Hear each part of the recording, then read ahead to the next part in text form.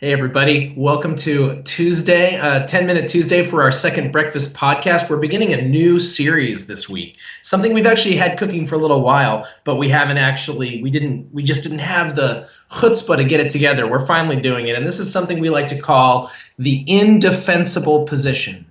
You see, when you believe enough things and have enough attitudes and opinions like Andy and I do, by the way, my co-host, Andy Roth, say hi, Andy. Hey there. Okay. When you have as many opinions as we do, we have a segment called "Because We're Idiots." Because when you have so many opinions as we do, we're just wrong a lot. But there are times when we say whether we're wrong or not, we choose to hold fast to something. We're not really sure if we could totally defend it, but we believe it no matter what, or we believe it for this moment anyway. And that's the indefensible position. I'm going to get us started today. I have something that I believe it is an indefensible position, and I'm going to spend the next 10 minutes of 10-Minute Tuesday trying to defend it. Andy, are you ready for my indefensible position? I shall do my best. Television is better than movies. Phil, that is indefensible. And yet I shall try to defend. Indeed.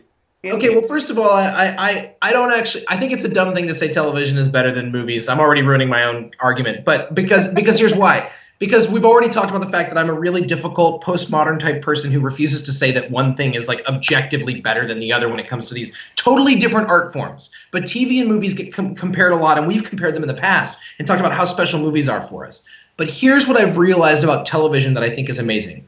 A television is a very low risk and very high reward.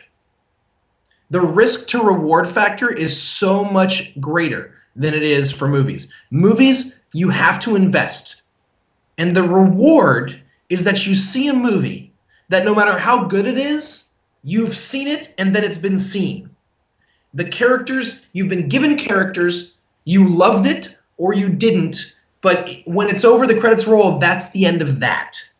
Anything that they do beyond that is a sequel or a remake or a reboot or any of these things or a prequel or a sidequel or a nyquel, but whatever it is, it's not like we can pretend that seeing Ian McKellen play Gandalf again in the Hobbit movies is the same thing or a continuation of the Lord of the Rings, but I don't believe actually in my heart that it is. We know it's a sequel or a prequel, and it's like coming back to well-trod territory. Television. You give yourself over to television, it only takes a half hour of your time, and if you don't like it, you're done.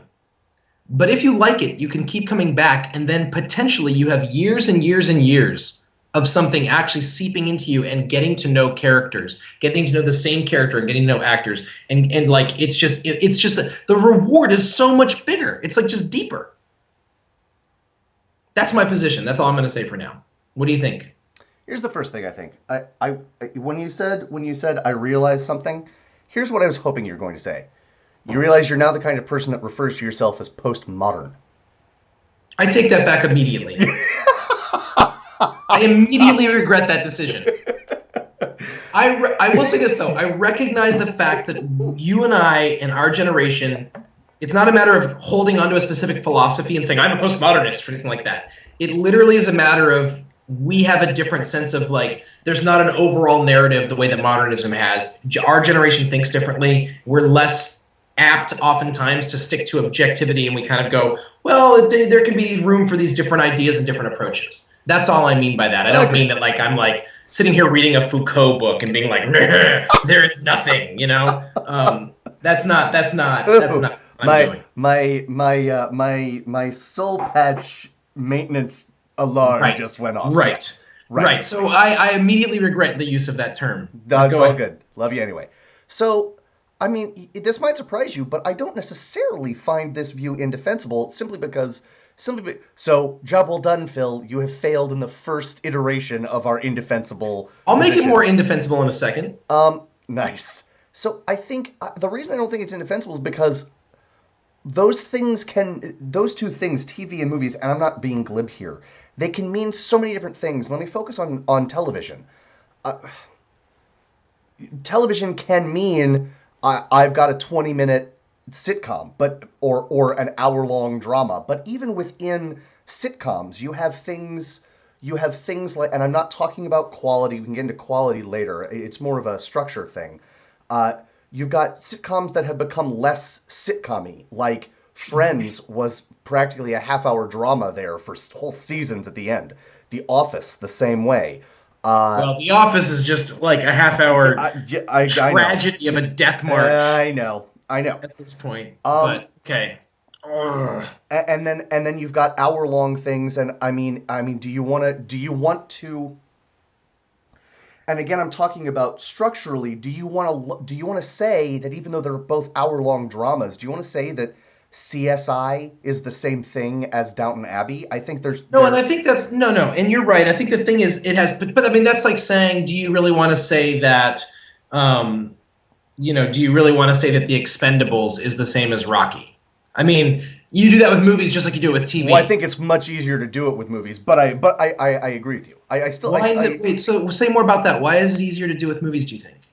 because with movies, it is what you said. And I'm not arguing they're the same thing, clearly, Sure, sure, but sure, sure, but sure. No, I'm just structurally, listening. structurally, it is what you've said. It is you go in, you are told a story, even if it's part of a larger story, like going in to see the Two Towers, for example, which is clearly the middle part of a larger story. Right. Uh, you're still going in, you're seeing a discrete, defined story, and then you leave, right?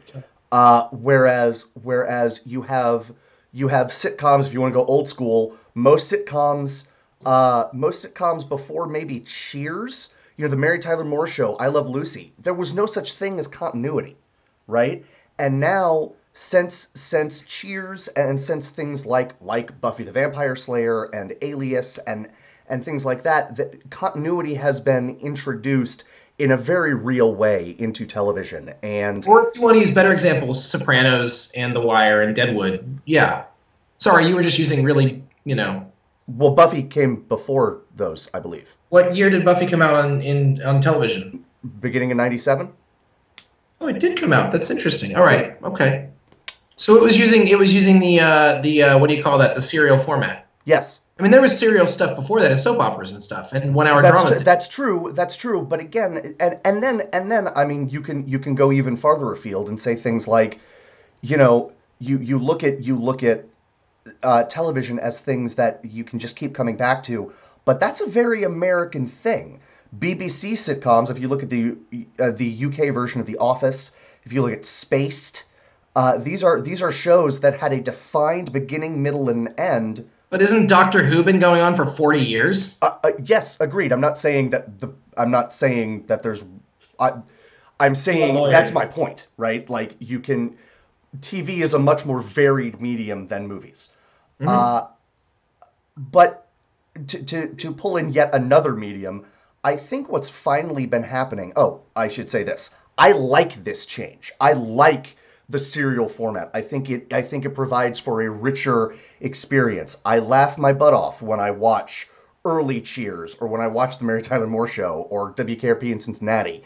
But I think that even with sitcoms, when you have continuity, it exactly what you said. It provides for a richer experience. It provides for a deeper experience. And if I could use a different medium to describe the two, it is movies and TV have now become, in some sense, short stories versus novels. Which is which? Short stories would be movies, which is weird because That's what's interesting. You and I talked about this before, and you yeah. used that example, and I went away from the conversation thinking you had said, and maybe you didn't.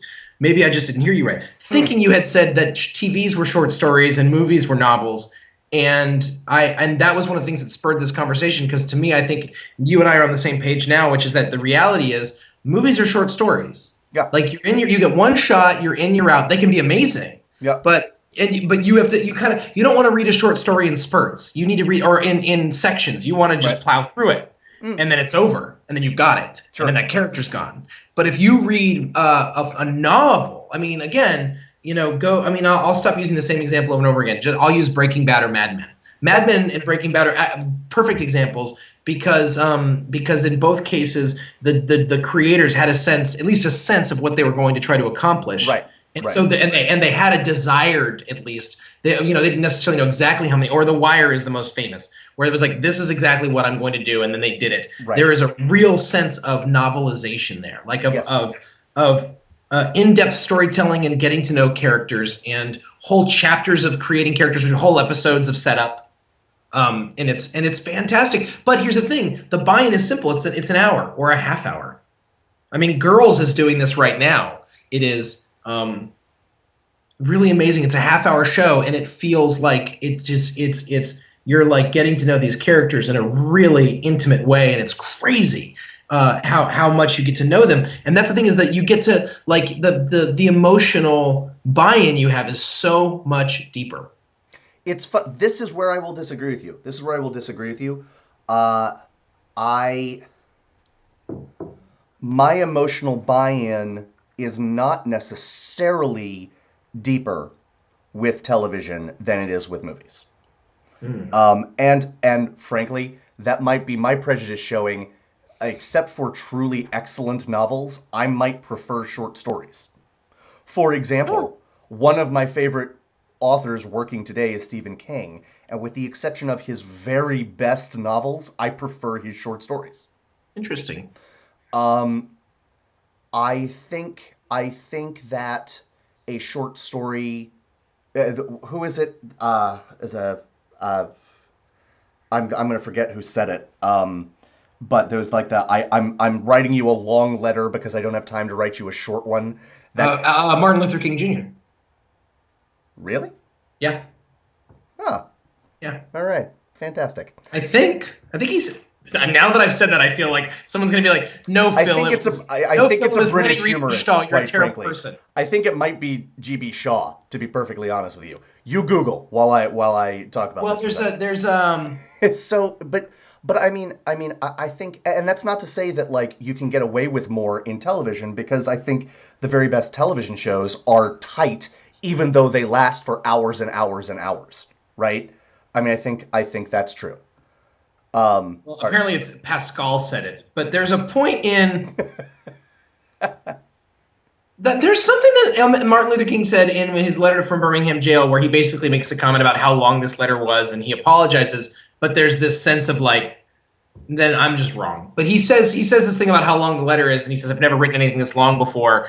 But like the thing is like, but I am in jail after all. It's like this sort of like, right, I don't know why, but I was reading that the other day, that letter, so it was in my head, and that's silly. sure, But I just compare, but at least it was Pascal and not you know right, I indeed, don't know, Yogi Berra. indeed, right, right. So I thought GB I Shaw, it was compared one genius Pascal. to another rather than like Indeed. So I guess that's what I'd say.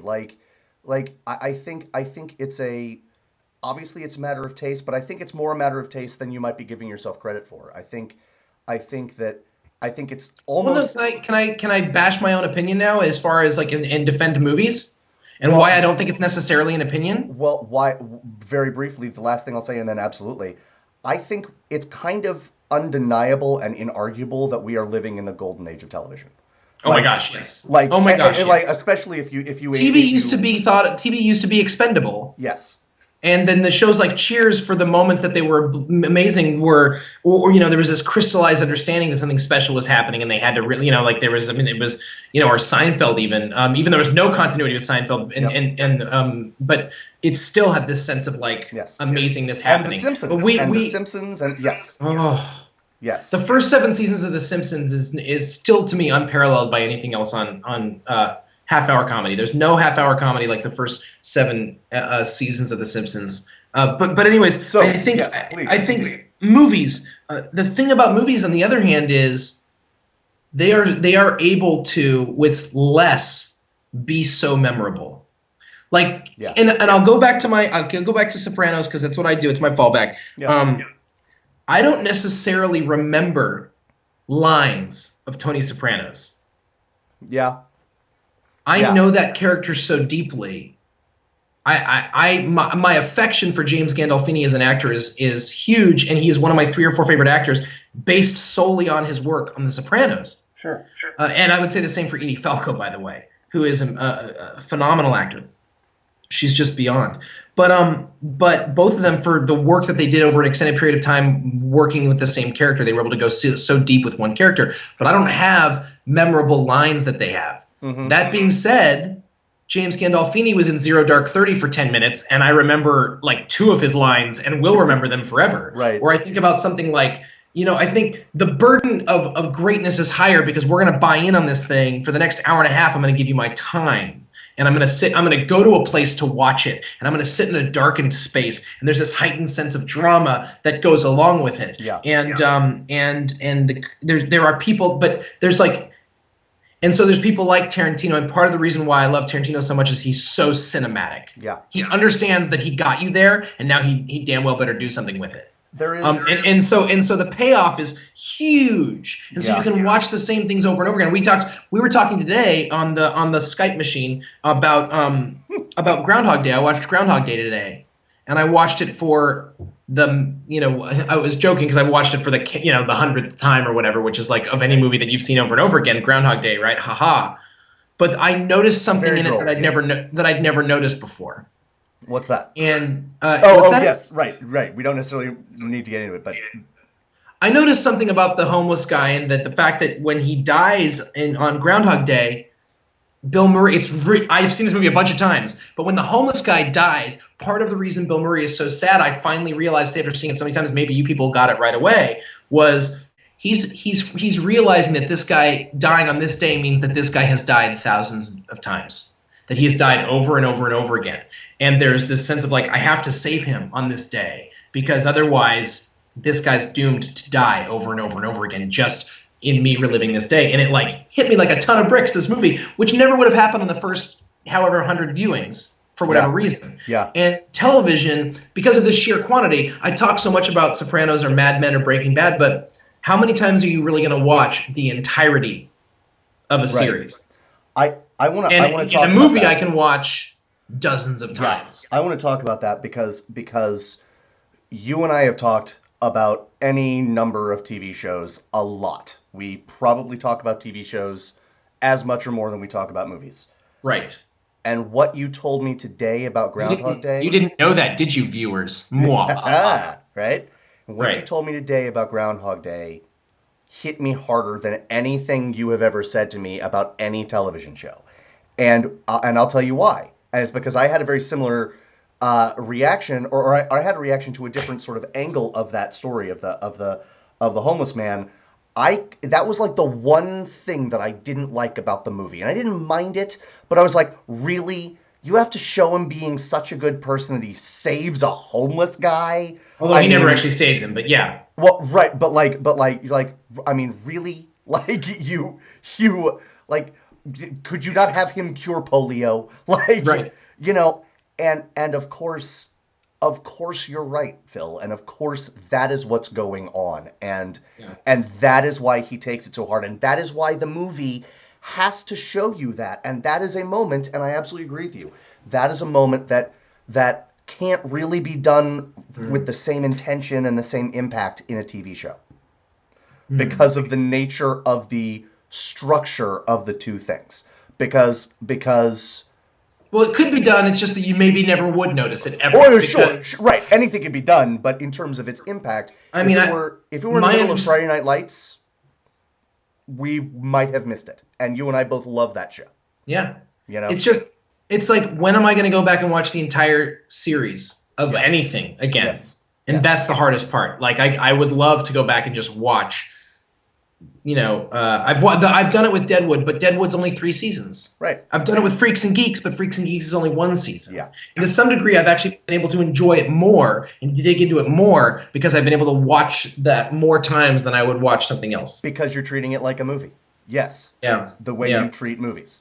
Yes. There's something very special about the fact that it allows us to sit. But even that, I'm treating it like a movie, but I'm treating it like a 18-hour movie. I mean, that's true. You're right. Rather than a 1 hour or 2 hour thing. So, anyways, I think we're good. I'm fascinated by this. I guess the reality is I just love television, and I think you're right. We're living in the golden age of television, where people have finally realized that being in your kitchen, I don't know where that came from, being in your living room once a week for however long, actually doesn't make it less valuable. That's what's funny. Right. Is to some Yeah. degree they thought, well, I guess that makes it mundane. And somehow something happened where someone realized, no, it makes it more precious. You have more of an opportunity. But it's like I had a teacher, right? I had a teacher. Let me finish up by saying this, if this isn't helpful at all. I had a teacher at seminary who would give us a quiz every day. 4 days, we had class 4 days a week, and 4 days a week she would give us a quiz. Okay. And on one hand, she was like, you're getting a quiz, and it's a quiz. It's not like you're not pretend it's not a quiz. It's a quiz. You know, an open book. There's It's grade. you I'm not walk kidding. and you sit down, and she hands you something, and you had to take the quiz. Right. And she goes, on one hand, it's a quiz, and you have a quiz every day. On the other hand, you have a quiz every day. So if you blow one, I think there's that, if you blow one, no big deal. I think there's that sense of television. Look, it's like our show. We do a show every day. We're not going to have great shows every time, but there's a sense of, I know, but there's a sense of the like hearing, being with us every day. Hopefully people get into what we're doing and they get to know us and it matters all of a sudden to them in a different way. I agree. So I guess it's comparing apples to oranges, but we compare movies to TV all the time, and we watch many movies on the same machine that we watch That is not a our bad TV point. shows. That's not a bad and point. so it's tricky. It's tricky. Mm-hmm. But Well, I love this. I love it. I hope this wasn't. I hope my indefensible position wasn't a total waste of time. I hope we have more of these in the future. I'm extraordinarily offended by your position on this. No, I mean And- more offended by how boring that was. But I hope it was a. Well, I think if people found this boring, then they're not watching us by this point anyway. So, That's true. Yeah. But I love this. I even have an idea for what we might do for the next Indefensible, and I got to do a little research for it. But I think it's coming, and it might be coming soon. So so let us know, everybody. What did you think of the Indefensible Position? Let us know in the comments. Email us questions and the like for the mailbag at the end of the week at secondbreakfastpodcast@gmail.com. This has been another Second Breakfast Podcast. I'm Andy Roth. That's Phil Duvall. We'll see you again real soon. Take Bye-bye. care, people.